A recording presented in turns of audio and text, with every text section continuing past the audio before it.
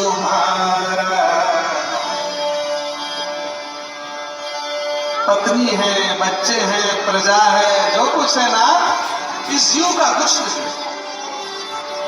तेन तक तेन भुंजी था मां गृधा कस सुधर।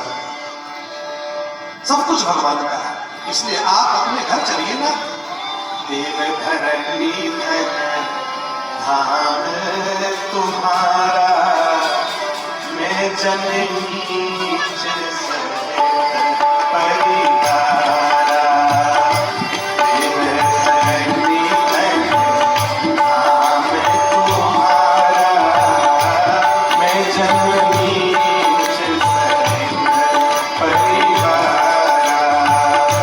देव धरणी धन धाम तुम्हारा, मैं जननी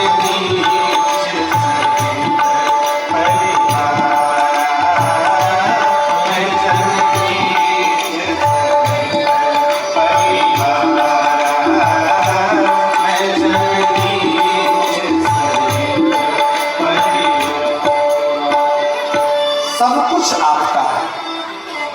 जो ऐसा सोचता है वो सिद्ध कोटि का जीव है। ये विचार देखिए, स्तर देखिए जीवन का। सब कुछ भगवान का है, एक स्तर वो।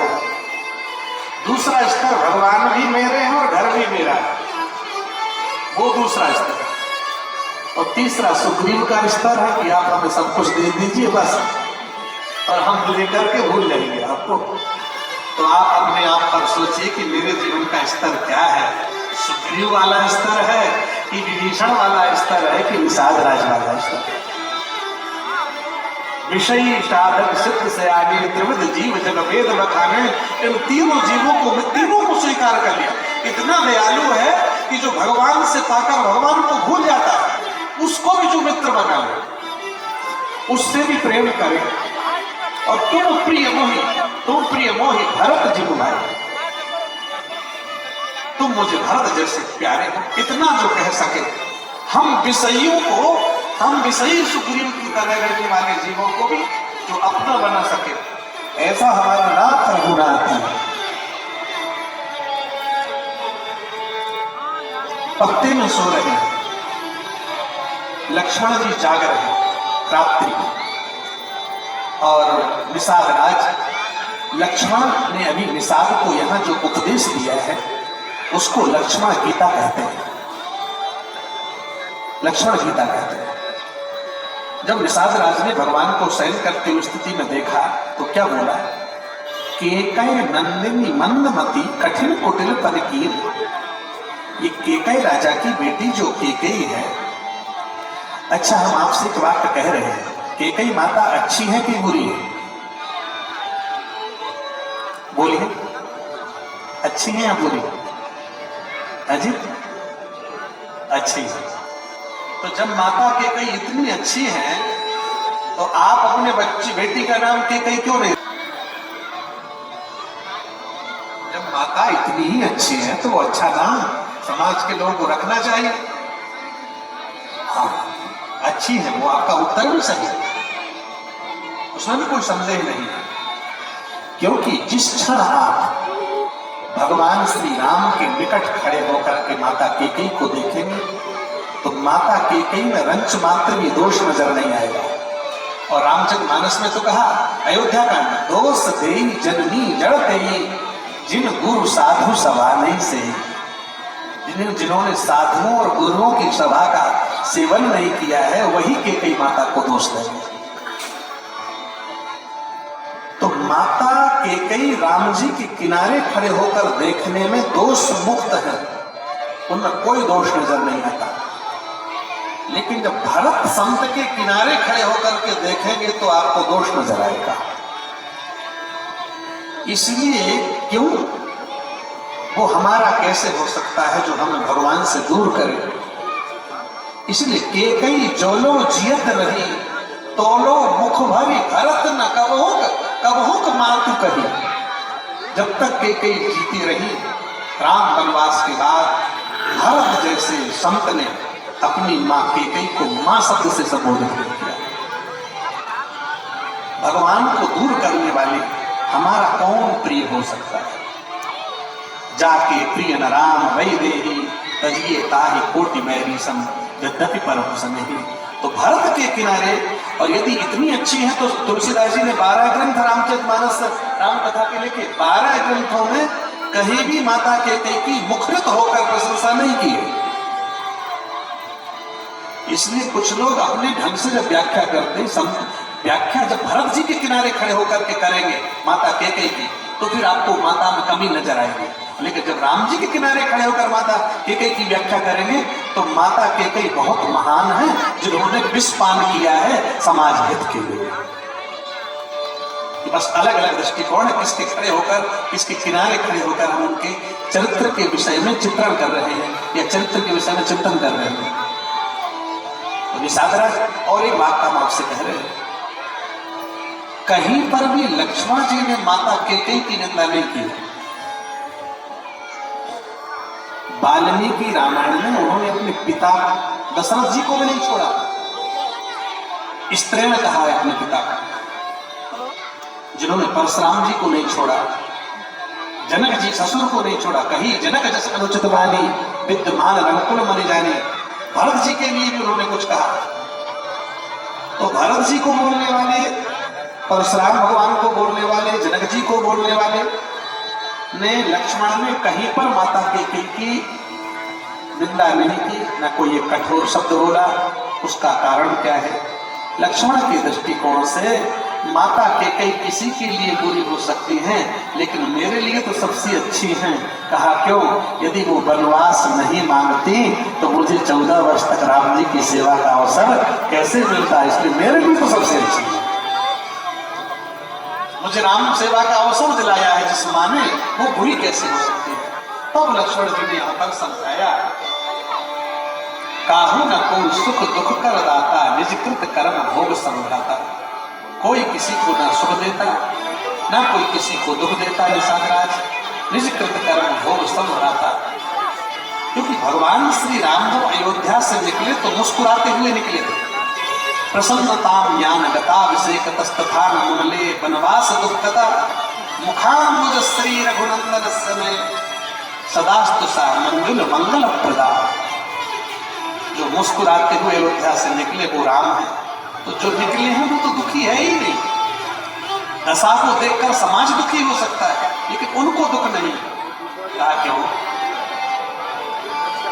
एक तो ही दुखियारा इंसान नहीं है, एक हर विषम परिस्थिति में ही मुस्कुराते हुए। एक तो ही दुखियारा इंसान नहीं है, कौन जग में बता दो परेशान नहीं है, कौन जग में बता दो परेशान नहीं है, कौन जग में बता दो परेशान नहीं है, कौन जग में बता दो परेशान नहीं है।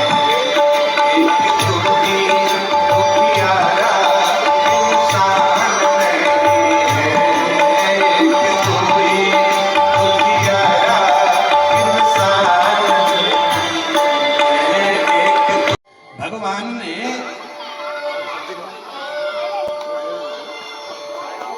जबरदस्ती सुमंत जी को वापस पहुंचाया, जटा बनाकर।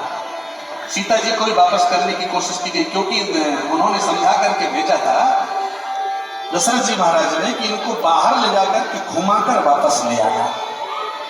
लेकिन वो लक्ष्य में जब सफल नहीं हुए तो बरबस राम सुमंत पथाए सुरसरी तीर आप चलिए। उनको वापस किया और गंगा जी के तट पर आ गया। वहां एक गरीब केवट नाव चला रहा है। ये सबसे गरीब पात्र है रामचरितमानस का केवट। इतना गरीब है कि जिसके घर में भोजन करने के लिए, रोटी बनाने के लिए आटा नहीं है। कवितावली रामायण में लिखा है, पात भरी सहरी सहरी सकल सुत बारे बारे, पात भरी सहरी, जो गंगा से मछली निकालकर भून कर पत्तों में रखकर खा लेता है, इतना गरीब। पात भरी सहरी सहरी सकल सुख बारे भरे, कितना गरीब है। लेकिन इस गरीब केवट का दुनिया को संसार सागर से पार करा देने वाला ईश्वर गंगा के तट पर जाकर खड़ा हो गया और केवट ने भगवान को पाने के लिए कुछ नहीं छोड़ा, ना अपना व्यापार छोड़ा, ना बच्चे छोड़े, ना पत्नी छोड़ी, ना अपना घर छोड़ा, ना अपना स्थान छोड़ा, कुछ नहीं छोड़ा। अभी तो दुनिया का मालिक जिसके लिए वैकुंठ छोड़ देता है, अयोध्या में प्रादुर्भाव होता है और अयोध्या को भी छोड़कर अपने माता पिता सबको छोड़कर भी गंगा जी के तट पर पहुंच जाते हैं, जिसके लिए उसमें क्या वैशिष्ट था, जो अपने कर्म को। अच्छा, हम आपसे एक बात कह रहे हैं, कुछ लोग आजकल बिना विचारे बात करते हैं, बोले गीता में लिखा है कर्म ही पूजा है, ऐसा कहते हैं। बहुत जगह स्टिकर लगा रहता है कर्म ही पूजा है, और नीचे लिखा है गीता में भगवान श्री कृष्ण ने कहा। क्योंकि जो ऐसा मैसेज व्हाट्सएप में वायरल कर दिया, ग्रुप में डाल दिया कर्म ही पूजा है, गीता जी में लिखा है। हम उनसे पूछते हैं कभी गीता जी को खोलकर देखा कि संपूर्ण गीता में कहीं पर ये लिखा है क्या कर्म ही पूजा है? अगर इस दुनिया में कर्म ही पूजा होते तो इस दुनिया का हर आदमी पुजारी ही माना जाता है, क्योंकि हर आदमी कुछ ना कुछ कर्म कर रहा है, हर आदमी कुछ ना कुछ कर्म कर रहा है। तो जब कर्म ही पूजा है तो इसके अलावा दुनिया में पुजारियों के अलावा कोई है ही नहीं। नहीं कश्चित क्षणमपि जातु तिष्ठत् कर्म कर, गीता का सिद्धांत है, ऐसा कोई क्षण नहीं जहां आप कोई ना कोई कर्म ना कर रहे हो। सोना भी, बनाना, भोजन, व्यापार, चलना फिरना, उठना बैठ, जो क्रिया है केवल कर्म ही तो है। तो समाज पूजा के अलावा फिर क्या कर रहा है? संपूर्ण गीता में कहीं पर भी नहीं लिखा है कर्म ही पूजा है। बस गीता में ये सिद्धांत का प्रतिपादन भगवान श्री कृष्ण ने अर्जुन से रखा किया है, स्वकर्मणा तमभ्यर्च सिद्धिं विन्दन्ति मानवाः। हे पार्थ, जो जीव अपने कर्मों के द्वारा मेरी पूजा करता है, कर्म ही पूजा नहीं, कर्मों के द्वारा, जो कर्म तो करता है लेकिन कर्म करते करते मेरी प्रसन्नता के लिए जो उस कर्म को करता है वो कर्म उसका पूजा हो जाता है, मेरी प्रसन्नता के लिए। संत रैदास ने जूता सिला, जूता सिला और एक संत भजनानंदी वेद पाठी ब्राह्मण की जूते सिले। उन्होंने कहा कितने भक्ति भाव से, हे प्रभु, ये वेद ध्वनि करने वाले विप्र के जूते सिल रहे। उन्होंने कुछ देने के लिए कहा, ना ना ना ना, धर्म का संचार करने वाली आत्मा की सेवा का अवसर मुझे मिला है, कुछ नहीं चाहिए। कहाँ जा रहे हैं आप? गंगा जी जा रहा हूं, मेरी भेंट ले जाइए, माँ गंगा को दे दीजिए। और जब दिया है, ब्राह्मण ने वो भेंट लेकर गए, सुपारी है और भेंट है, उसको लेकर जब माँ गंगा में स्नान करने के लिए गए तो माँ गंगा से क्या कहा, हे माँ गंगे, तब दर्शनात् मुक्ति, तेरा दर्शन ही जीव को मुक्त करता है ना। माँ, मैं आ रहा था, मेरे जूते फटे थे। एक भजनानंदी जीव मिश्रा में देने लगा, कुछ नहीं कहा, कुछ नहीं लिया। माँ, भेंट लाया हूं, स्वीकार करो।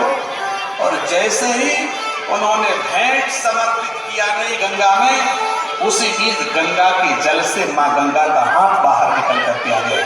बोलिए गंगा माता की जय। और हाथ बाहर निकल करके आया और माँ गंगा ने ऊपर ही उस भेंट को स्वीकार कर लिया। ये कर्म जूता सिलना भी भगवत प्रसन्नता के लिए किया गया कर्म, ये कर्म भक्ति है। स्वकर्मणा तमभ्यर्चा सिद्धिं विन्दन्ति मानवाः। इसलिए मेरे भाई बहन केवट उसे कहते हैं जो अपने कर्म को निष्ठापूर्वक करता है, भगवान की प्रसन्नता के लिए करता है। और केवट वह पात्र है जिसको भगवान गंगा के घाट में मिले। मांगी नाम न केवट आना, कहे तुम्हारा नरम न जाना। केवट को घाट में मिले। अच्छा, अच्छा है। संत तुलसी को कहाँ मिले? चित्रकूट के घाट में भई संतों की, चित्रकूट के घाट में भई संतों की। तुलसीदास चंदन किशन, तुलसीदास चंदन किशन, लगते रखोगे।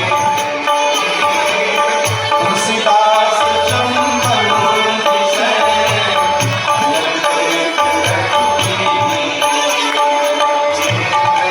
के घाट में भई संतन की, चित्रकूट के घाट में भई संतन की। केवट को गंगा के घाट में मिले, तुलसीदास जी को भी घाट में मिले। इसका मतलब जो घाट का हो जाएगा उसको भगवान मिल जाएंगे। तो घाट के बनो।